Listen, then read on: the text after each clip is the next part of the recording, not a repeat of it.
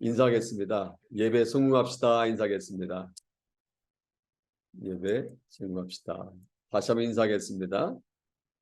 해피 추석 되세요. 인사하겠습니다. 해피 추석 해피 되세요. 추석 되세요. 예, 아멘. 네. 이제는 고전이 되었는데 한때 이런 이야기가 유행한 적이 있습니다. 아마 들어보셨죠? 제가 몇 번 얘기를 했기 때문에 기억하시는 분이 있을지 모르겠습니다. 어떤 여자가 포도가 몸에 에너지를 공급하는 동시에 다이어트에 매우 좋다는 이야기를 듣고 포도 다이어트를 시작했습니다. 다른 음식은 전혀 먹지 않고 하루 세 끼 포도만 계속 먹었습니다. 그렇게 포도만 먹기 시작한 3일 후 갑자기 의식을 잃고 쓰러졌습니다. 놀란 가족들이 그녀를 데리고 병원으로 갔습니다. 의사의 진찰이 끝나자 너무나 걱정이 되고 궁금했던 가족들이 의사에게 물었습니다. 무엇 때문에 쓰러졌습니까? 혹시 영양 실조 아닙니까? 그러자 의사가 이렇게 대답했습니다. 아닙니다. 농약 중독입니다. 그 여자는 포도 다이어트를 하면 날씬한 몸매가 될 것이다 라고 기대를 했는데 기대와 달리 생각지도 못한 농약 중독에 빠진 것입니다. 우리가 살다 보면 이 이야기에 나오는 여인처럼 황당한 일을 경험할 때가 있습니다. 이 황당함을 영어로 ridiculous, 말도 안 되는 터무니없는 일을 당할 때 우리는 이 ridiculous라고 말합니다. 어처구니 없는 일을 당할 때 정말 황당해. 이런 황당한 일이 있어? 아니 들어봐 이거 황당한 일 아니야? 라고 말을 합니다. 이와 비슷한 말로 후덜덜이라는 말을 쓰기도 하는데 무척 당황스러울 때 황당함을 표현하기도 합니다. 이건 말도 안 돼라고 할 때 황당하다고 합니다. 몇 가지 예를 들어볼까요? 실내 공기가 건조해져서 호흡기에 문제가 생기는 것을 방지하기에 가습기 살균제를 사용하는데 그 살균제가 오히려 우리의 폐를 망쳐서 평생 동안 인공호흡기를 쓰고 살아야 할 때 뭐라고 말합니까? 정말 황당한 일이야 이렇게 말합니다. 고속도로에서 나는 나름 제한 속도를 지키면서 안전운전한다고 했는데 반대편 차선에서 달리던 트럭으로부터 큰 물건이 떨어져서 내 자동차를 덮치는 바람에 사고가 나면 정말 황당한 일을 겪었다고 합니다. 공항에서 체크인을 하고 보딩 파스에 적힌 좌석 번호를 찾아갔는데 그 좌석에 누군가 앉아 있으면 황당한 일을 당했어 이렇게 말을 합니다. 아마 이 자리에도 황당한 일을 경험한 분들이 많이 계실 것입니다. 오랫동안 기도하고 나름 응답을 받았다고 생각한 후에 새로운 사업을 시작했는데 어느 날 갑자기 IMF를 맞이해서 황당하게 쫄딱 망한 경험이 있는 분 계실지 모르겠습니다. 큰 기대를 가지고 사업장을 리모델링을 끝냈는데 듣도 보도 못한 코비드라는 이상한 그런 바이러스가 창궐하면서 손님 발길이 뚝 끊어져서 거액의 은행 이자를 갚지 못해 전전긍긍했던 경험이 있는 분 계실지 모르겠습니다. 체중 조절도 하고 건강 회복을 위해서 그래 아침마다 운동장에 나가 달리자라고 했는데 달리는 첫날 아킬레스건이 끊어져서 건강은커녕 오히려 병원 신세를 진 경험이 있는 분 계실지 모르겠습니다. 나름 신앙생활 열심히 한다고 했는데 교회에서 배운 것과 달리 정반대로 일이 진행되어지고 말도 안 되는 일을 당하신 경험이 있는지 모르겠습니다. 이런 때 황당한 경험을 했다라고 말합니다. 아니 지금 그런 황당한 일을 겪고 계신 분이 계실지 모르겠습니다. 그때 우리는 하나님께 어떻게 해야 될까요? 황당한 사태에 처했을 때, 황당한 상황에 처했을 때 우리 그리스도인들은 어떻게 살아야 할까요? 저는 오늘 이 시간 본문을 가지고 황당한 상황에 처했을 때라는 제목으로 함께 은혜를 나눌까 합니다. 오늘부터는 이제 매일 큐티와 주일 예배 때마다 여호수아서를 살펴볼 텐데, 이 여호수아서는요, 지금으로부터 3,400년 전 이스라엘 백성들이 하나님께서 약속하신 땅 가나안을 정복해 나가는 장면이 자세하게 기록되어 있습니다. 어떻게 보면 전쟁사라고도 할 수가 있습니다. 그래서 익사이팅, 굉장히 흥미롭기도 하고 어떤 때는 굉장히 마음 졸이기도 하는 나름 어떤 영화 장면이 스쳐가는 같은 여호수아서입니다. 우리가 알다시피 가나안 땅은 이스라엘 백성이 정복해 나가야 될 가나안 땅은 이스라엘 백성의 조상인 아브라함, 이삭, 야곱 등의 족장 시대를 거쳐오는 동안에도, 그리고 그들이 애굽에서 종살이하는 동안에도 이스라엘 백성이 결코 잊지 못하던 땅이었습니다. 그래서 그곳을 약속의 땅이다, 기름진 땅이다, 이렇게 말합니다. 드디어 그들은 하나님의 은혜로 430년간의 종살이를 마치고 해방되어서 약속의 땅이라고 할 수 있는 가나안을 향해서 한 걸음 한 걸음 나아갑니다. 이제 40년의 광야 생활을 마치고 요단강을 건너면 그 땅을 정복할 수 있는데 갑자기 황당한 상황에 처하게 됩니다. 다 같이 1절과 2절 말씀 함께 읽어보겠습니다. 여호와의 종 모세가 죽은 후에 여호와께서 모세의 수종자 눈의 아들 여호수아에게 말씀하여 이르시되 내 종 모세가 죽었으니 이제 너는 이 모든 백성과 더불어 일어나 요단을 건너 내가 그들 곧 이스라엘 자손에게 주는 그 땅으로 가라. 여기서 우리가 눈여겨볼 말씀은 여호와의 종 모세가 죽은 후에라는 이 부분입니다. 쉽게 넘어갈 수 있는 말씀이지만 이거 쉬운 말씀이 아닙니다. 모세가 숨을 거뒀다는 말은 이스라엘 백성들에게서는 굉장히 황당한 사건입니다. 왜 그런지 아십니까? 모세가 이스라엘 백성들에게 어떤 존재인 줄 아십니까? 모세는요, 무려 430년 동안 종살이하던 그들을 애굽에서 탈출시켜준 생명의 구원자 같은 존재였습니다. 넘실넘실대는 홍해 바다를 육지로 만들어서 건너가게 한 능력의 전략가였습니다. 무려 40년 동안 수많은 전쟁을 승리로 이끌었던 위대한 사령관이었습니다.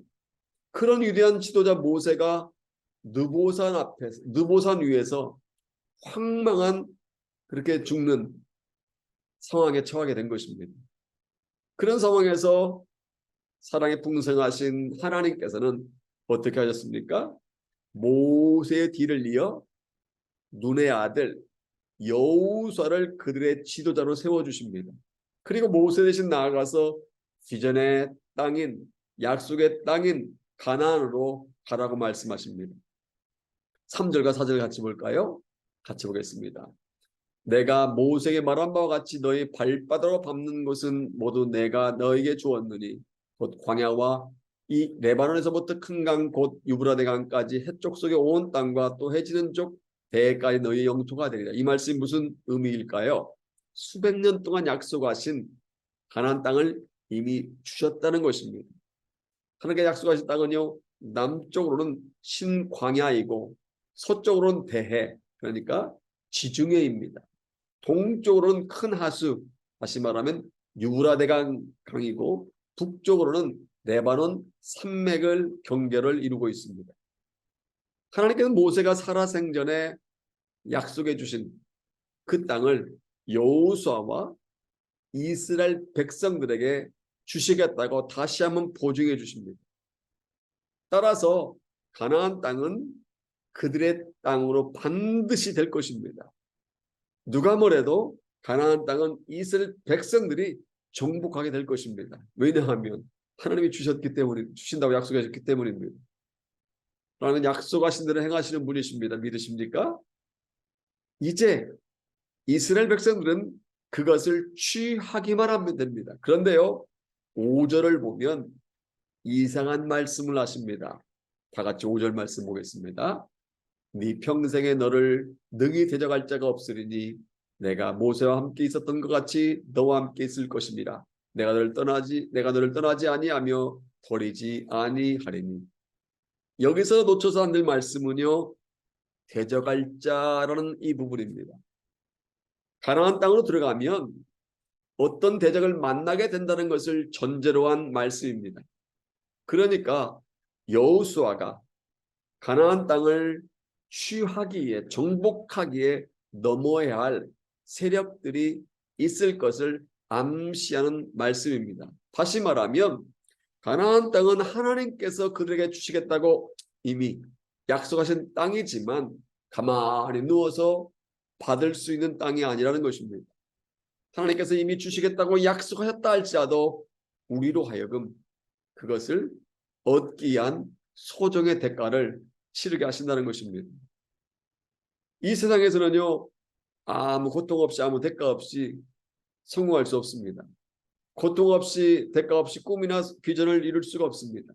근데 많은 사람들이 비전과 목표를 세우고요, 그에 따른 결심을 하지만 문제는 그것을 이루기 위한 대가를 치려고 하지 않는다는 것입니다. 땀을 흘리지도 않고 일이 성취되기를 바란다는 것입니다. 이러한 사람들을 몽상가라고 부릅니다.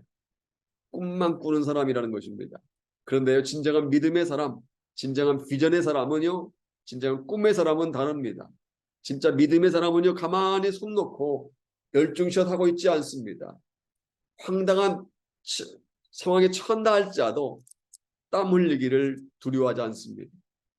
오늘 하나님께서는 저와 여러분들에게 황당한 상황에 처했을 때 어떻게 하는지, 어떻게 대가를 치러야 하는지를 세 가지로 말씀하십니다. 첫째로 황당한 상황에 처했을 때 강하고 담대해야 합니다. 어떠한 난관과 어려움에도 흔들리지 않는 용기가 있어야 합니다.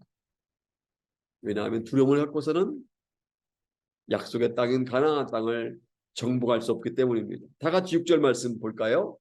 같이 읽겠습니다. 강하고 담대하라. 너는 내가 그들의 조상에게 맹세하여 그들에게 주리란 땅을 이 백성에 차지하게 하리라. 영어성에 보면요, be strong이라고 되어 있습니다. be strong and courageous. be strong and courageous라고 되어 있습니다. 자신들의 지도자 모세가 황망의 세상을 떠나는, 그리고 당하고 있는 이스라엘 백성들에게 하나님께서는요, be strong, 강해야 한다라고 말씀하신 것입니다. 위대한 모델이었던, 위대한 지도자였던 모세가 갑자기 사라지는 걱정하고 있는 여호수아에게 담대해야 된다, courageous, 담대해야 된다라고 명령하신 것입니다. 본문을 보면요, 이곳 한 곳에만 그치지 않습니다. 7절을 보면 오직 강하고 극히 담대해 똑같습니다. Be strong and very courageous. 9절도 마찬가지입니다. 내가 네게 명령한 것이 아니냐, 강하고 담대하라. 똑같이. 그러니까 세 번씩이나 짧은 1절부터 9절 말씀 본문에서 우리가 세 번씩이나 강하라, 담대해야 된다, 이렇게 말씀하신 것입니다. 이것은요, 비단 여호수아와 이스라엘 백성들에게만 해당되는 말이 아닙니다. 우리에게도, 오늘 살아가는 저와 여러분들에게도 동일하게 해당되는 말씀입니다. 하나님께서는 왜 지금 걱정하고 있느냐, 왜 절망하고 있느냐, 왜 좌절하고 있느냐, 담대하라, 용기를 가지라 라고 말씀하십니다. 로마 카톨릭의 타락이 매우 극에 달았던 16세기에 유명한 두 사람이 살았습니다. 그런데 이름이 공교롭게도 똑같이 마틴이었습니다. 마틴. 바셀이라는 곳에 살았다고 해서 그 사람을 마틴 오브 베이슬, 마틴에 살았다고 해서 마틴 바셀이라고 불렀습니다. 그는 믿음의 사람이었습니다. 성경을 읽다가 진리를 깨닫고 하나님의 뜻을 깨닫게 됩니다. 알게 됩니다. 하지만 당시 타락했던 로마 카톨릭의 권세가 두려워서 공개적으로 지금 교회가 잘못되었습니다. 카톨릭 교회 잘못되었으면 성경으로 돌아와야 됩니다. 라는 말을 하지 못했습니다. 그 대신에 양피지에 다음과 같은 글을 썼다고 합니다. 오 자비로우신 예수여,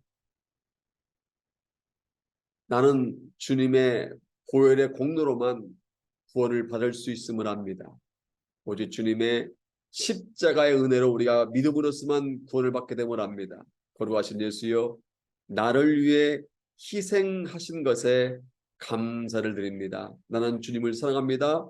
나는 주님을 사랑합니다. 그리고 그 양피지를 자기 거실의 벽돌 하나를 빼낸 다음에 그곳에 넣어 두었습니다. 그러니까 바셀의 마틴은 구원의 비밀과 십자가의 사랑과 은혜에 대해서 알았지만 담대하지는 못했습니다. 양피지에 써서 거실 벽돌 속에 숨겨 놓았던 그의 글은 약 200년이 지난 후에 그들의 후손들에 의해서 발견되었다고 합니다. 그런데요, 거의 같은 시대에 살았던 또 다른 한 사람이 있었습니다. 그의 이름은 마틴 루터였습니다. 그는 로마서 말씀을 읽다가 엄청난 진리를 발견했습니다. 오직 의인은 믿음으로만 말미암아 산다는 이 진리를 발견합니다. 그래서 비텐베르크 성당 정문에 95개 조항을 붙였고, 그렇게 했다는 이유로 단죄한 교황의 대칙서를 불살라 버린 후에 단호하게 말했습니다. 나의 주님은 천사들과 사람들 앞에서 그리고 아버지 하나님 앞에서 나를 시인하셨는데, 나의 주님은 천사들과 사람들 앞에서 그리고 아버지 하나님 앞에서 나를 시인하셨는데 왜 내가 세상의 군왕들 앞에서 나의 주님을 시인하기를 두려워하리요. 그리고 나서 목숨을 걸고 종교개혁의 앞장을 섰습니다. 그런 구원의 비밀을 알았을 뿐만 아니라 로마 교황 엄청난 권력 앞에서도 굴하지 아니하고 종교개혁의 깃발을 든 것입니다. 서슬퍼런 로마 카톨릭의 엄청난 권력 앞에서도 나는 지금 능력의 하나님의 손 안에서 온전히 보호받고 있습니다. 라고 하나님께 자기를 보호하였다는 확신을 가지고 나아간 것입니다. 결국 목숨을 건 마르틴 루터의 행동으로 말미암아 하나님의 진리의 말씀이 온 세상에 퍼지게 되었고, 그 결과 타락한 로마 교회를 박차고 나온 개신교가 탄생한 것입니다. 사랑하는 여러분, 질문하겠습니다. 여러분 어느 쪽에 마틴처럼 살고 있습니까? 겁쟁이 마틴처럼 살고 있습니까? 아니면 담대한 마틴처럼 살고 있습니까?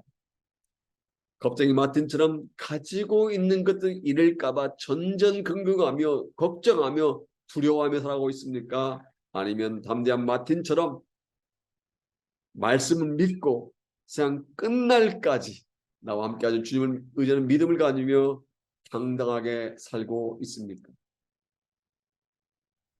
파스칼은요, 세 종류의 사람이 있다고 주장한 적이 있습니다.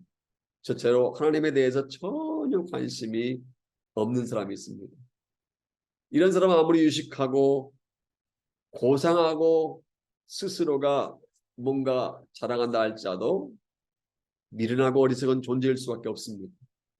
그 이유는 가장 위대한 지식인 하나님께 대하여 무지하고 관심을 쏟지 않기 때문입니다.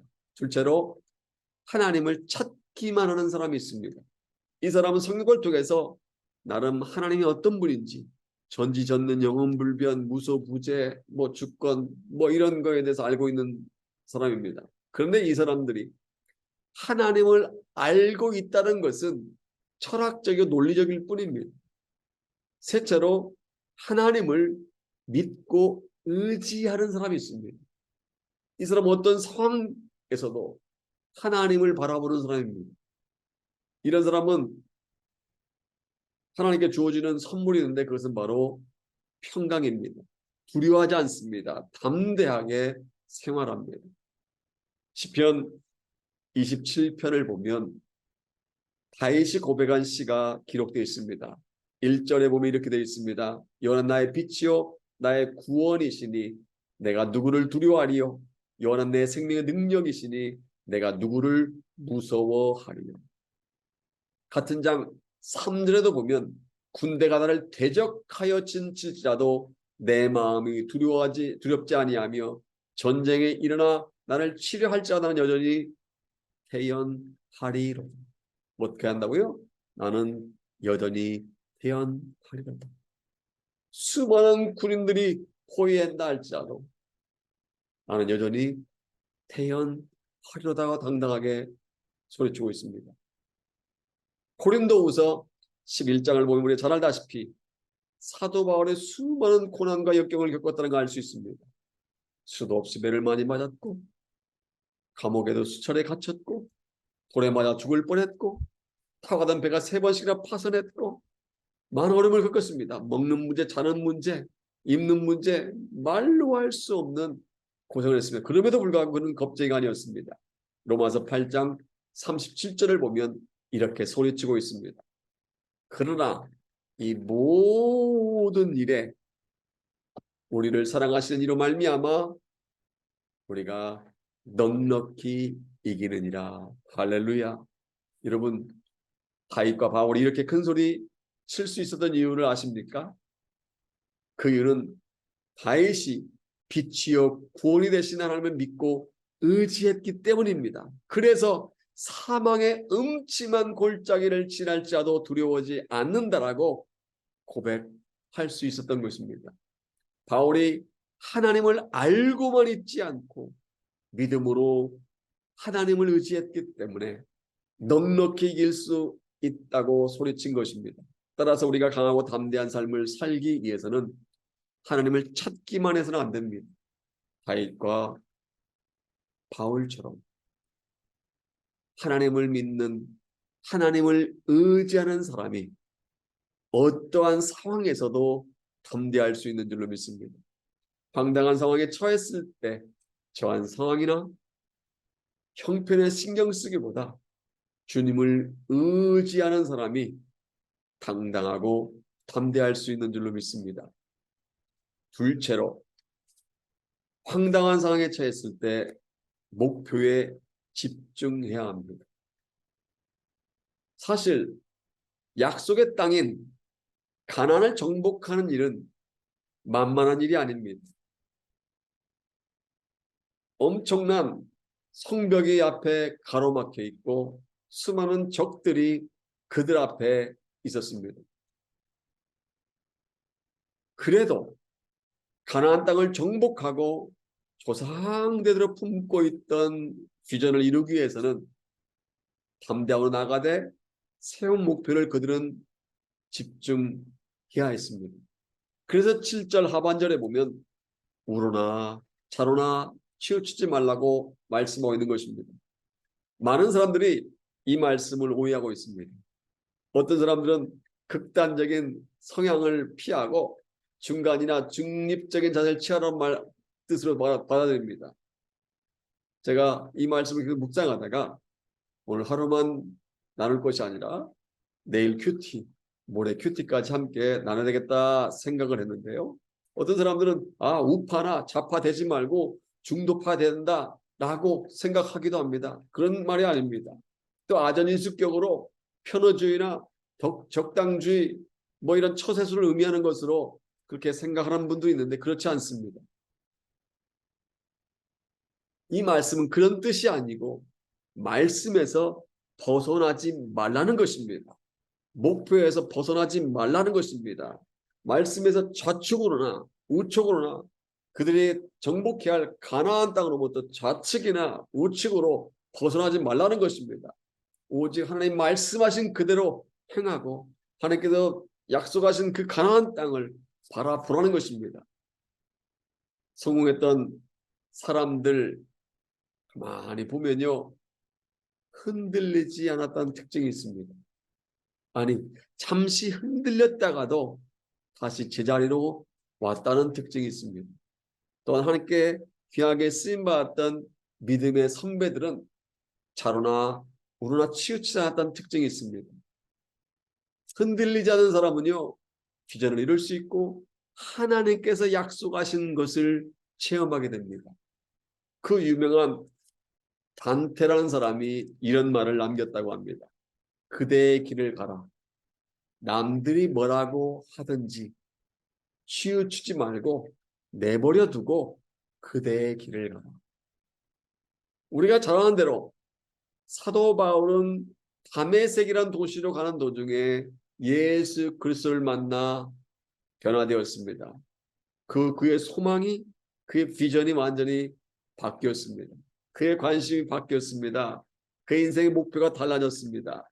빌립보서 3장 12절을 보면 그가 이렇게 고백합니다. 내가 이미 얻었다함도 아니요 온전히 이뤘다함도 아니라 오직 내가 그리스도 예수께 잡힌 바 된 그것을 잡으려고 쫓아.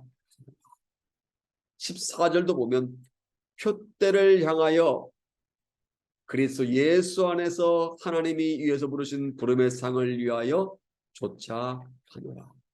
여기서 공통적으로 언급된 쫓아간다 이 말은 헬라어 원어로 디오코인데 추적하다라는 의미로 사냥할 때 사용하던 말입니다. 사냥개가 먹이를 발견하고 먹이를 향해 있는 힘을 다하여 달려갈 때 디오코라고 합니다. 또 14절에 언급된 표대라는 말은 헬라어로 스코포스. 아까는 디오코인데 이번엔 스코포스입니다. 이 말은 달리기 경기를 하면서 골인 지점을 표시하게 세워둔 기둥을 말합니다. 즉 달리기 선수 최선을 다해서 다람쥐란 골인 지점이 바로 이 스코포스, 다른 말로 표대였습니다. 사도 바울은 표대, 이 골인 지점을 향해 달려갈 때 사냥개가 먹이를 발견하는 전속력으로 달려가는 것처럼 달려간다는 것입니다. 표범 비슷하게 생긴 치타에 대한 이야기를 어느 책에서 읽은 적이 있습니다. 치타는요, 지상에 사는 동물 중에 가장 빠른 동물 중에 하나라고 합니다. 무려 시속 70마일, 즉 시속 110km 이상 달릴 수 있다고 합니다. 시드니의 모터웨이의 제한 속도가 110km 되는 곳이 별로 없습니다. 몇 곳만 있습니다. 보통은 100km가 맥시멈인데 110km가 되면 엄청난 속도입니다. 이런 속도로 치타가 달릴 수 있다는 것입니다. 그런데 이 치타에게 한 가지 특징이 있습니다. 치타는요, 먹이를 잡기 위해서 사냥을 할 때 풀을 뜯어먹고 있는 짐승들이 수십 수백 마리가 있어도 그 중에 딱 한 마리만을 목표로 삼는다고 합니다. 치타가 찬스를 보고 있다가 먹이를 향하여 질풍점 달려가면 풀을 뜯어먹고 있던 수십 수백 마리의 짐승들이 사방팔방으로 도망을 칩니다. 근데 이상한 것은 치타가 처음 목표했던 그 먹이만을 쫓아간다고 합니다. 도중에 쉽게 잡을 수 있는 다른 짐승이 근처에 있어도 치타는 그 짐승을 거들떠보지 않는다고 합니다. 독야청청 처음 목표한 그 먹이만을 끝까지 쫓아가서 결국에 잡는다고 합니다. 저는 우리 생활 속에서 이러한 자세가 필요하다고 생각합니다. 치타처럼 사도 바울처럼 세운 스코포스, 표대를 향하여 집중하는 자세가 필요합니다. 여러분, 결혼 생활에 위기를 맞는 이유를 아십니까? 돈 때문이라고요? No. 건강 때문이라고요? No. 물론 어느 정도까지는 그것도 이유가 될 수 있을지 모르겠습니다만, 중요한 결혼 생활의 위기를 맞는 이유는요, 집중할 곳에 집중하지 않기 때문입니다. 뒤의 것을 잊어버리고 배우자에게 집중하면 위기는 절대로 오지 않습니다. 그래서 자꾸 과거를 생각하고 다른 여자, 다른 남자를 견눈질하고 다른 사람과 내 배우자를 비교하니까 결혼 생활에 위기가 오는 것입니다. 배우자의 좋은 점을 찾아내고 배우자에게 집중하면 행복한 결혼 생활을 할 수 있습니다. 이건 신앙생활도 마찬가지입니다. 집중하면 됩니다. 다른 목사님과 내 목사님을 비교하다 보면 신앙생활이 제대로 되지 않습니다. 과거에 다녔던 교회와 현재 내가 섬기고 있는 교회를 비교하다 보면 신앙생활에 발전이 없습니다. 아, 옛날에 그랬는데. 이 교회는 왜 그래? 이 목사 왜 그래? 옛날 목사는 안 그랬는데. 집중하지 못하는 사람은요, 전진하지도 못하고 성장하는데 매우 늦게 됩니다. 여러분, 황당한 상황에 처했습니까? 세운 계획이 어그러졌습니까? 그럴수록 집중하시기 바랍니다. 다른 것이 눈앞에 어른거려도 그것을 보지 마십시오. 비전의 땅을 정복하기로 마음먹었으면 이스라엘 백성은 그 땅만을 봐야 됩니다. 이미 떠나온 애굽 땅을 돌아보아야 아무런 소용이 없습니다. 목표 없는 신앙에는요, 표류하기가 쉽습니다. 목표 없이 쏜 화살은요, 사냥감을 절대로 잡을 수 없습니다. 우리에게 표대가 있어야 되고 우리는 그 표대에 집중해야 합니다. 그러나 중요한 사실은 세상의 어떤 것이라 할지라도 우리의 진정한 표대가 되어서는 안 된다는 것입니다. 돈을 표대로 삼아서도 안 되고 권력을, 인기를, 명예를 표대 삼아서 안 됩니다. 돈을 향하여 달리던 수많은 사람들이 돈 때문에 어려움을 겪고 있습니다. 돈도 명예도 권력도 우리의 스코포스가 아닙니다. 우리의 진정한 표대는요, 세상의 것이 아닙니다. 이러한 것들이 우리의 진정한 스코포스가 돼서는 안 됩니다. 그렇다면 우리의 진정한 표대는 무엇일까요? 예수 그리스도가 우리의 진정한 스코포스, 진정한 표대가 되는 줄로 믿습니다. 사도 바울의 스코포스는 믿음의 주요 또한 온전케 하시는 이인 예수 그리스도였습니다. 그는 자신의 시선을 예수 그리스도께 집중하며 달려갔습니다. 다른 많은 것들이 그 주위에 있었지만 그가 그동안에 배운 학문도 있었고 가지고 있는 로마 시민권도 있었고 그가 여러 가지 내세울 것들이 많았지만 그는 진정한 표대이신 예수 그리스도를 자신의 생애의 스코포스 목표로 삼고 최선을 다해 달려갔던 것입니다. 바울의 삶은 우리에게 매우 중요한 교훈을 주고 있습니다. 저와 여러분들이 우리 가정이 우리 교회가 흔들리지 않으려면 예수 그리스도 한 분에게 집중해야 할 줄로 믿습니다.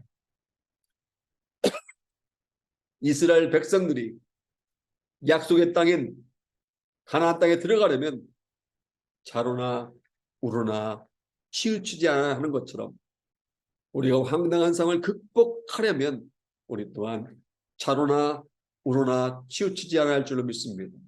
하나님께서 예비하신 것들을 누리려면 우리는 하나님이 위에서 부르신 부름의 상을 향하여 달려가야 할 줄로 믿습니다. 셋째로 마지막입니다.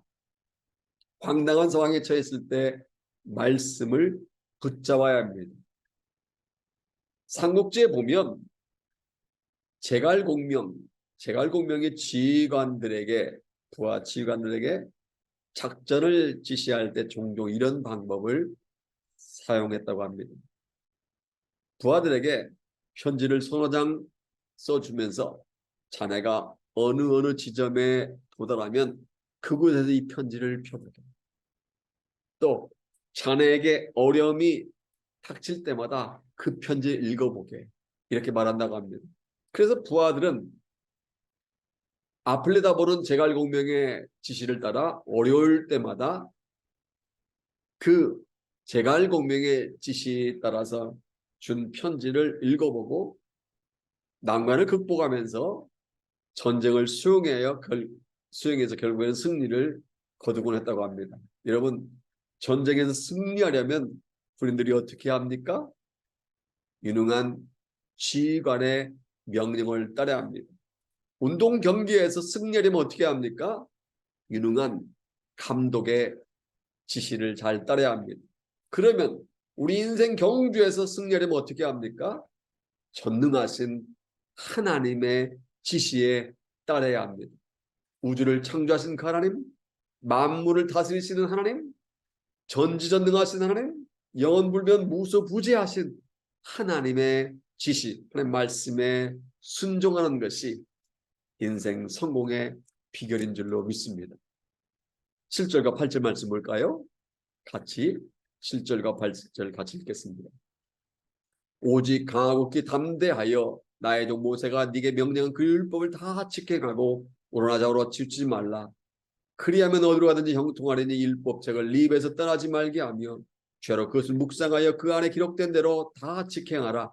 그리하면 네 길이 평탄하게 될 것이며 네가 형통하리라.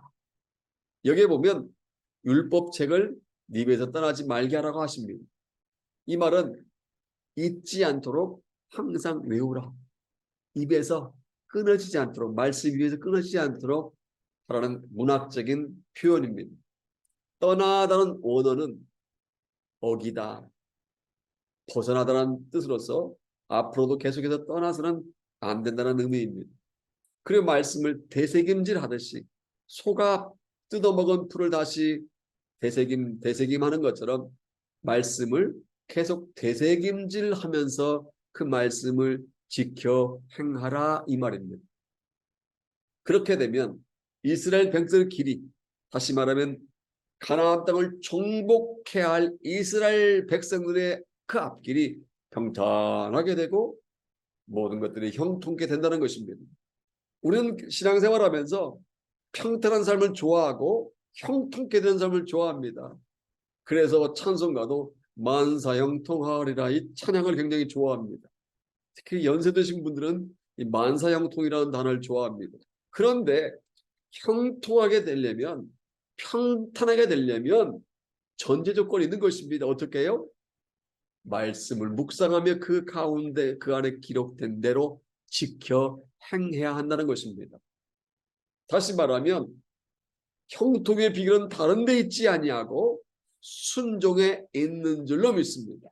하나님 말씀을 묵상하며 그 말씀을 지켜 행할 때 우리의 삶이 형통케 되고 우리의 길이 평탄케 되는 줄로 믿습니다. 그런데 많은 사람들이 말로는 하나님을 믿는다고 하면서 순종하지 않습니다. 그런데요, 진정한 믿음의 사람은 순종하는 사람이라는 사실 아십니까? 다시 말하면 진정한 믿음은 순종하게 된다는 것입니다. 순종하지 않는 사람은 진정한 믿음의 사람이 아니라는 것입니다. 제가 자주 드리는 순종에 대한 한 이야기가 있습니다. 스미스라는 사람이 홍수를 만나서 자기 집 지붕이 올라가 있는데 그의 물이 그의 발까지 차게 되었습니다. 얼마 안 돼서 한 사람이 트럭을 타고 가다가 그를 보고 고지대로 실어다 드리겠습니다 라고 외쳤습니다. 스미스는 말합니다. 고맙긴 하지만 사양하겠어. 나는 주님을 믿고 있으니 주님께서 나를 구해 주실 것이요 라고 대답합니다. 이윽고 물은 발목에 차 있던 물이 이제 스미스의 허리에까지 찼습니다. 이때 모타보트가 하나 접근해 오더니 거기에 타고 있는 사람이 말합니다. 고지대로 실어다 드릴까요? 스미스가 말합니다. 고맙긴 하지만 사양하겠어. 나는 주님을 믿고 있으니 주님께 나를 구해 주실 것입니다. 나중에 헬리콥터 하나가 그 부근을 지나가게 되었는데 그때 그의 물은 목까지, 홍수 불어난 물은 그의 목까지 차게 되었습니다. 밧줄을 붙잡으시오. 당신을 끌어올려 드리겠습니다. 라고 조종사가 외쳤습니다. 스미스는 말합니다. 고맙긴 하지만 사양하겠습니다. 난 주님 믿고 있으니 주님께서 날 구해줄 것이요. 몇 시간 더 물속에 벗어버티던 스미스는 결국 익사하고 말았습니다. 그래서 천국문에 당도한 스미스가 주를 만나 그 일이 어떻게 되었는지 불평했습니다. 주님, 대답해 주십시오. 주님께서 저를 구해 주실 것으로 그토록 믿고 있었는데 주께서 저를 왜 물에 빠져 죽게 했습니까? 어찌된 일입니까? 이 말에 주께서 이렇게 대답하십니다. 너는 어떤 것을 원했느냐? 나는 너를 위에 트럭과 배와 헬리콥터를 보내지 않았느냐? 신명기 말씀을 아실 것입니다. 신명기의 주제는 단순합니다. 순종하면 축복이요, 불순종하면 저주입니다. 하나님께서는 성경 66권을 가지고 우리에게 말씀하시기도 하고요.